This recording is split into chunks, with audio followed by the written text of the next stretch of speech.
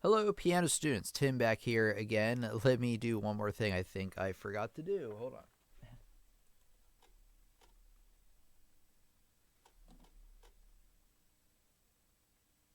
Hello, piano students. Tim back here again.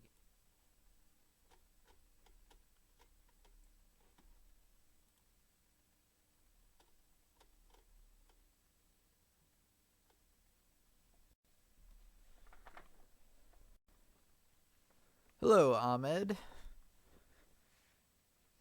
Welcome to the live stream. Always great to have new and returning faces, so glad to have you with us today. And how are you doing this evening? Well, it's evening for me. I'm not sure what it is. It might be morning in your part of the world, depending on where you are from. But welcome out to the live stream. Everybody's always welcome. So Tim back here from Lessons on the Web once again, and we're gonna have another great night of learning piano. But specifically, this lesson is a lot about basically the things you should be adding to your practice that may or may not be conventional. So there are going to be some things that will be a lot of common sense. There will be some things that you're like, well, I really probably haven't thought about it that way. So I'm just going to give you some additional insight so you can add these things to your practice and so you know how to make the best out of the time that you spend. And to make sure that you are learning piano well into the future as well. Hello again, Melanie. Welcome to the live stream once again, and welcome out everybody once again. So what we are doing,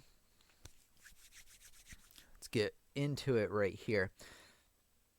So like I mentioned, today I'm going to give you some things to add to your practice to basically get the most out of your practice and also to ensure that you are enjoying your time at the piano and to make sure you're playing piano for a long time to come. Who doesn't really want that?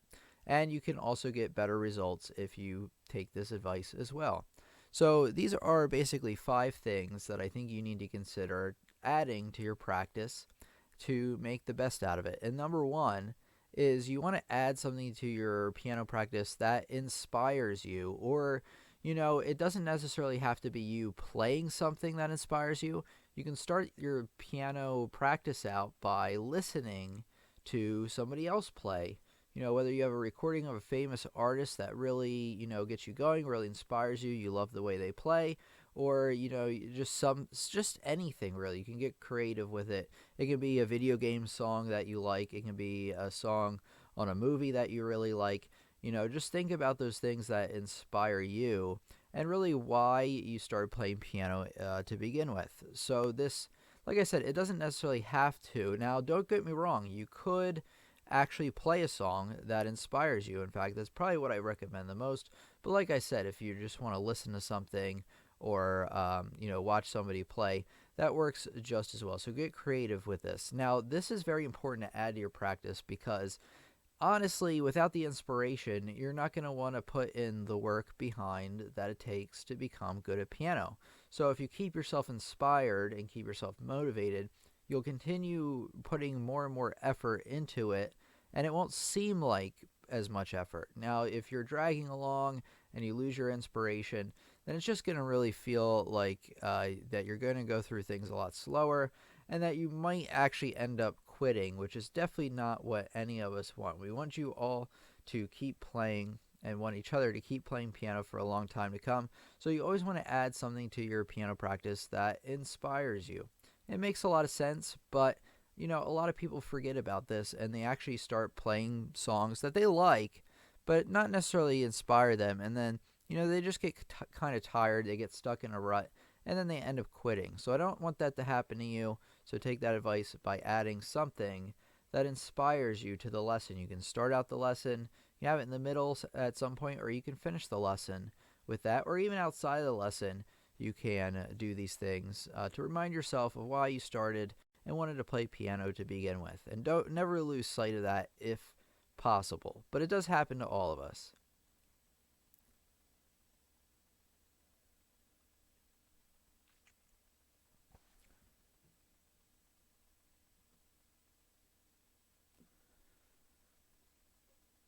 Okay, number 2 thing that you really need to make sure that's on your practice every time you do it, pretty much, is scales, arpeggios, and the other things you don't want to practice. Now, there are a couple of students, I've met a few, that like scales and arpeggios, but most students shy away from them, and they do whatever possible not to practice them, or they practice them like once out of every 20 times that they're supposed to. Don't do this. This is only hurting you and your progress as a pianist. So if you are, say, learning your scales,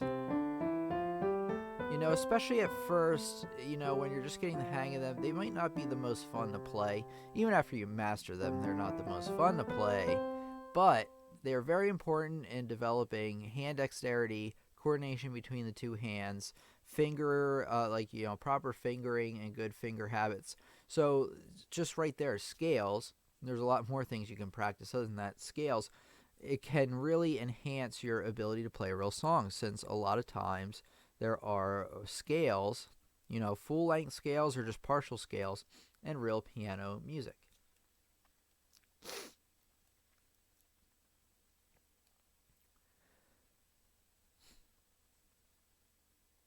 So always practice. I would start out your practice really with scales, arpeggios, and then I would pick one more, like maybe a practice. I would look for Czerny or Hannon exercises. HannonOnline.com. If you go to Google and type in Hannon exercises, you can find a website where you can get them all for free. We've talked about these in a lot of the videos before, but if I remember, I'll put a link in the description. But like I said, very easy to find on Google. And those are the top 3 things I recommend that you should be practicing that you might not want to. Do not avoid these when you practice. Okay, Zaid asks, can you do a tutorial video for Chopin Prelude? I cannot do that, unfortunately. Very, very sorry. I wish I could.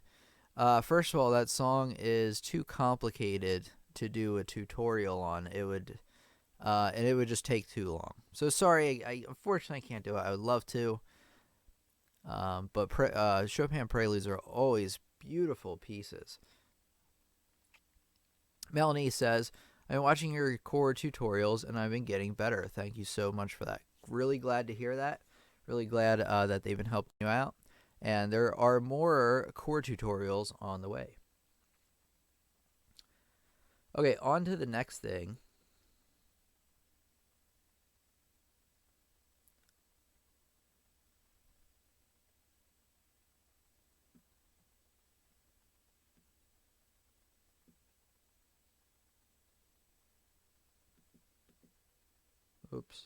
Oops. And then I think I want more space. Hold on, everybody. Just trying to make this look a little spiffier. Okay, number 3 thing that you need to add to your practice that you might not be thinking about, and in fact a lot of students do neglect this, is sight reading. Don't neglect sight reading. What is sight reading? Well, that is playing a piece of music for the first time by sight. Makes sense, right? Fits right with the words. Well, you want to, basically the concept behind sight reading is you want to be constantly playing pieces that you've never seen before, and that really helps your brain adapt to new patterns of music, because if you practice the same music all the time, now sometimes you want to do that if you're learning a large-scale piece, but if you do that all the time, your brain won't be accustomed to picking up the new patterns, and actually the better you are a sight reader, the better you are an overall musician, and also the faster you'll be able to pick up new pieces. I actually found that playing the piano is a lot more enjoyable, and learning piano is a lot more enjoyable once I was good at sight reading. Before I was good at sight reading, it took forever before the songs would really sound like they're supposed to, and it just wasn't fun, to be honest with you. It was okay, but it got a lot better once I got better at sight reading, because then I could just nail it right away or get pretty close to where it's at least sounding like it's supposed to sound, and that just makes it a little bit more gratifying. You don't have to wait so long before it really starts to sound like something, and then you'll actually be able to learn more material that way, because you'll learn songs faster, therefore you learn more of them. So do not neglect your sight reading at all.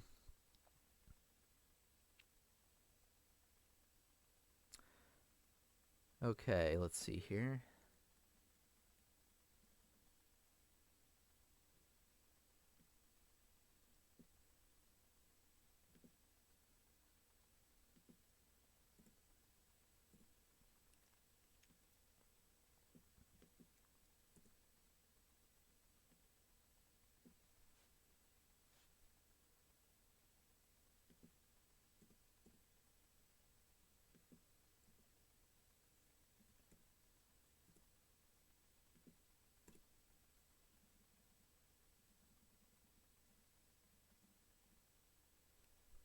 Okay. Number 4 is songs you like. Now, I mentioned this as a part of number 1, but seriously, you want to think about things that inspire you, but then you also want to play songs that you enjoy. They may not necessarily inspire you, but it may be like for release. Bach Toccata and Fugue in D minor.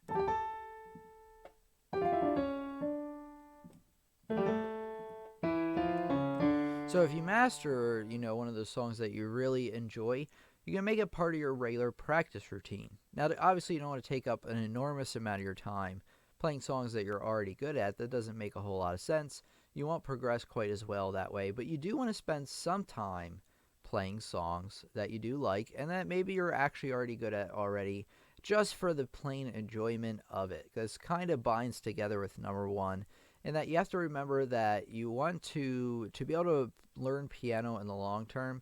You really need to enjoy it, and you have to remember what got you in that piano bench, on the piano bench in the first place. And sometimes this takes some reflection, but I really feel like adding some songs you actually like to your practice is always a good thing. But like I said, you can overdo it, because if you spend all your time playing songs you like, then you're not really getting better. I mean, you'll get better at those songs and rote memory and things like that. Well, not even rote memory, but basically you're just getting better at those songs and those songs alone.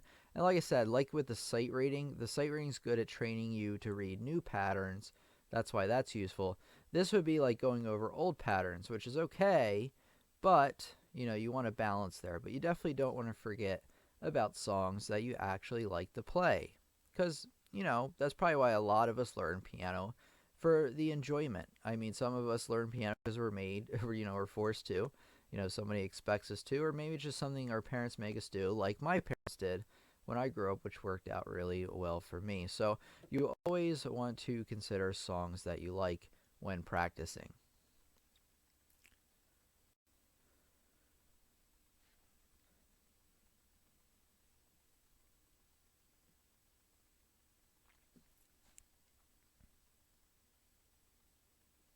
Okay, finally, number 5 are songs that challenge. Now, what do I mean by this? Because you can definitely defeat yourself if you try to learn a song that's way out of your league, way, way, way advanced, way, way, way beyond your current playing abilities. You don't want to do that. That will discourage you. What you want to do is you want to constantly or consistently be moving outside your comfort zone. You want to find a piece where you look at it and think to yourself, it always helps to have a teacher, because a teacher can basically tell you a little bit better if a piece is right for you or not. But you want to look at the piece and you want to be thinking, okay, first of all, rate the piece. Is it an easy piece, a medium piece, like a hard piece, or an impossible piece? Stay away from hard pieces. Well, it depends. Like I said, if you have a teacher can kind of give you the go ahead on a harder piece, and it might work out just great. But you want to be looking for something intermediate to hard. You want to be looking for, something that just, it might have a couple of things you've never played before in it, or, it might just be a little bit longer than usual. It might have some, a little bit more complicated rhythms than you're used to, but it does have a lot of things that you have seen before. That's what you want to shoot for. You want it to be within the realm of your own understanding. Like, you can't learn something that's way, way, way advanced, but you want to go to the edge of your current understanding, and you want to step outside of that a little bit. And this sounds pretty, artistic and, what do they call that? And abstract. It may sound abstract, but it takes some time to really get used to it. Like I said, it helps if you have a teacher with this. You always want to look for songs that challenge you, but not too much. You don't want to quit.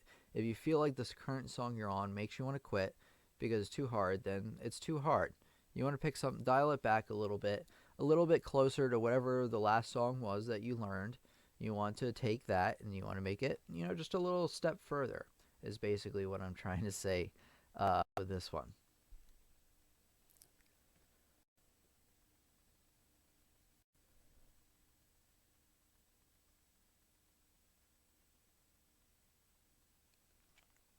Okay, Melanie says, what I've been doing is learning songs I like, but still practicing my chords and experimenting with new patterns. Good.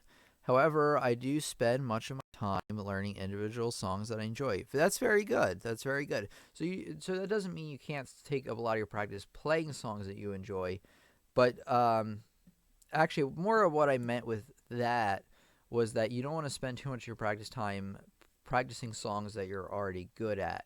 So they can be songs you enjoy, and they can go out throughout your whole practice. So if you only pick songs you enjoy when you're learning new songs, that's great. That's the way to go. That's perfect.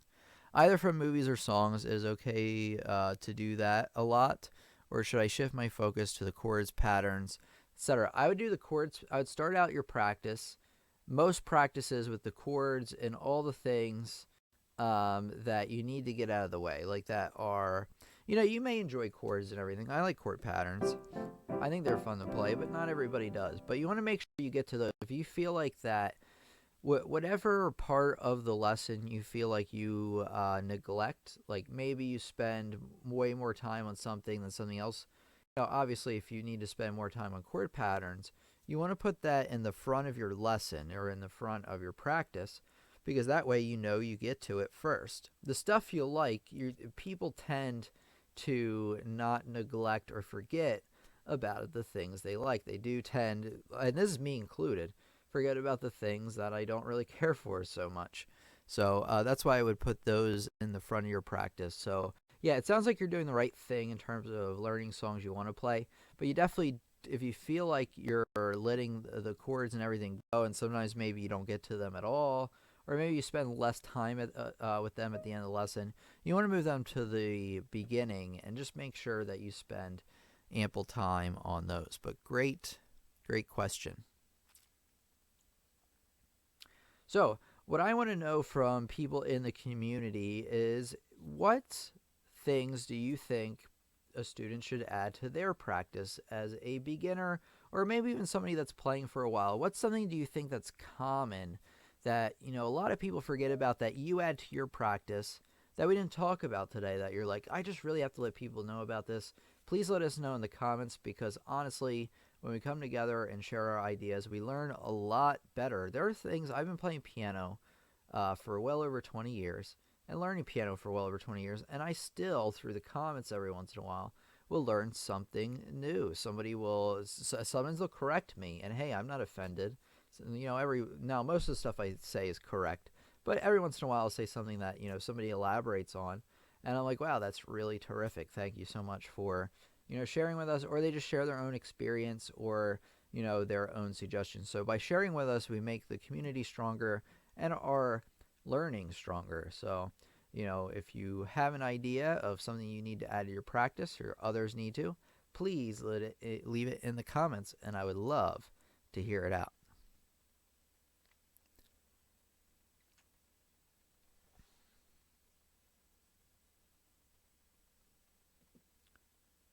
Okay, everybody.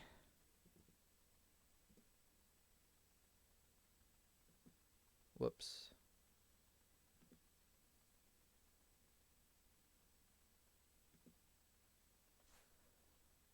Okay, students, if you go to pianolessonsontheweb.com/community, I'll put a link here in the chat real quick. Hold on.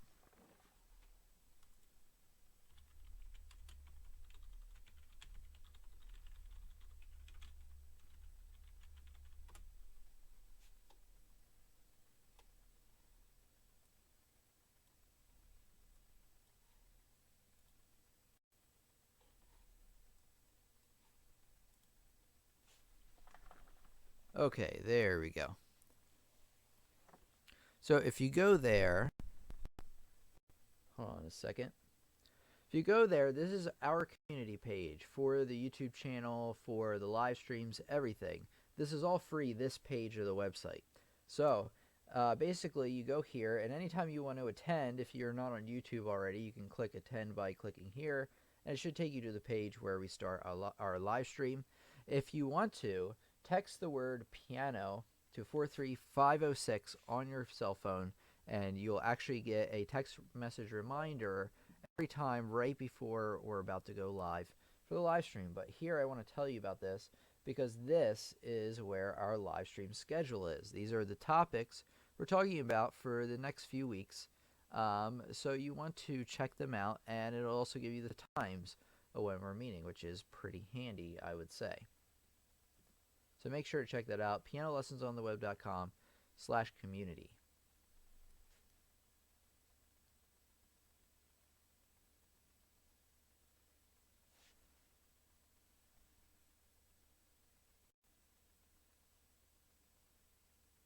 Okay, and one more thing is if you go to pianolessonsontheweb.com, I actually have a ton of courses I made, and they basically have the same great instructional videos that you come to expect from the channel, along with printable sheet music examples, assignments, learning activities, things to really enhance your learning, and it also covers topics way, way beyond the YouTube channel. I mean, it covers the same topic, but also, well, way more advanced. You can learn piano, music theory, composition, improvisation, how to improve your rhythm. A lot of the things that I've learned, that my great teachers have taught me that I really feel like make you a complete musician. So by taking all the courses on the website, you'll get the more full spectrum sort of learning experience. So I just wanted to tell you about that, pianolessonsontheweb.com.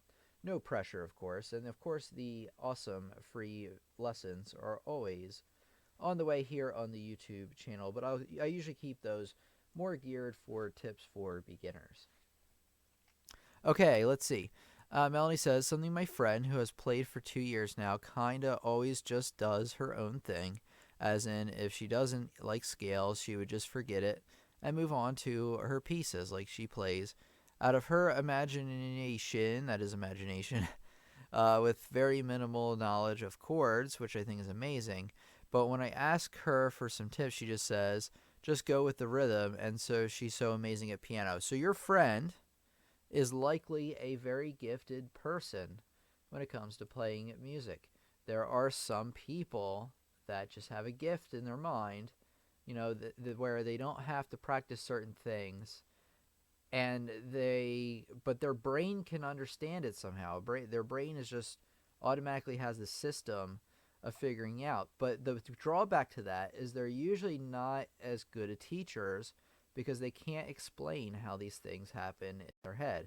At least I don't know your friend personally, but based on what you told me, I had a few friends actually that were this way, where they were so smart and with music and everything, and they wouldn't have to study as hard as I would, and things would just come to them. But when it came to actually teaching somebody else how to do it, because their brain had this automatically mapped way of doing it, they could never explain it to anybody else. But that sounds like it to me, but I'm not sure. Because like I said, I don't know your exact situation. But that would be an exception rather than the rule. Most of us will have to stick to actually practicing our chords, scales, and all those other things.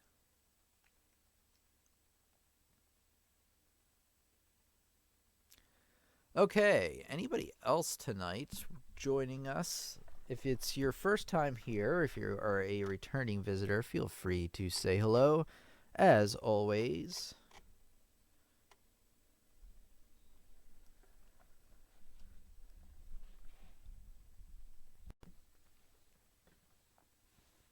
Okay, so a new video came out today, so feel free. I'm going to stick around for a few more minutes, so feel free to share any questions that you may have, and I'd be more than happy to get to those. But while you're typing those in, I just want to show you, what's going on, what's new with the channel. So let me do this first so I don't accidentally show you a bunch of weird stuff, or a bunch of stuff like private information on my YouTube channel, but here we go.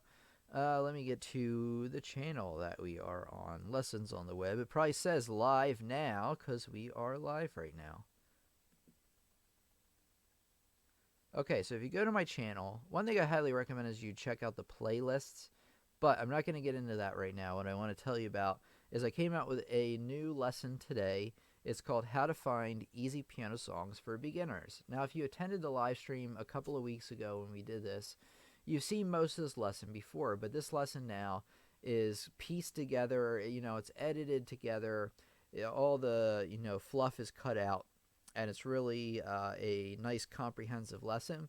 So check that out. Even if you've seen that live stream, I still recommend you check that out because it's, like I said, it's condensed down. It's a lot easier to digest, and I do edit some things and tidbits of information in there to help you learn even better. So I highly recommend you check that out. And then I have some other lessons. I highly recommend this left hand one as well. This easy pattern will greatly improve your left hand piano playing. So check that out. A lot of people won't check their subscription feed, and then, they'll forget to check the videos, and you might actually miss something because YouTube isn't always perfect at letting us know these things, unfortunately. But I just want to let you know, over on the YouTube channel, we put out a new video today. And if you're curious when we're meeting for the live streams, we meet every Friday and every Sunday at 8 p.m. Eastern Standard Time. It's right here on the banner, in case you ever forget that. So it's right there for you. Okay, if there's no other questions, I think I'm going to call it a night. I'm a little bit tired tonight, but I really think we had a good discussion tonight, mostly between me and Melanie, but there were a couple of others for sure. So thanks for coming out, Melanie, and everybody else. Let me see who else was here. There was a couple here in the beginning. Let me thank everybody. There's Ahmed, or Bulbul, if I apologize. Zaid, sorry I couldn't fulfill your request, but thank you for coming anyway. And thanks everybody else who came out tonight. I always love doing these live streams, and more great ones are on the way. One thing I want to check before we go is I want to check, let's see. I want to check what our next topic is. So we're meeting on Sunday. Sunday is a Q&A. So come if you want to ask me any questions. And you'd be surprised what crazy random stuff happens at those. I end up talking about certain topics that you may find enriching, so you want to check that out. But next Friday is Easiest Final Fantasy Songs to Learn on Piano, which is going to be kind of a different one. It's going to be geared towards people who have played Final Fantasy. I'm probably even going to stick to maybe Final Fantasy VII only, since there's so many pieces throughout all of them. But basically what this is going to be is if you're familiar with the Final Fantasy series, which is a video game series, and you're interested in learning how to play the music, this is just basically going to list off some of the easier songs that I feel beginners could learn how to play, or at least the songs that you could learn first. Some of them are very, very hard, so they will not be on the list, but some of them are manageable, so I'm going to let you know what those are in the next lesson.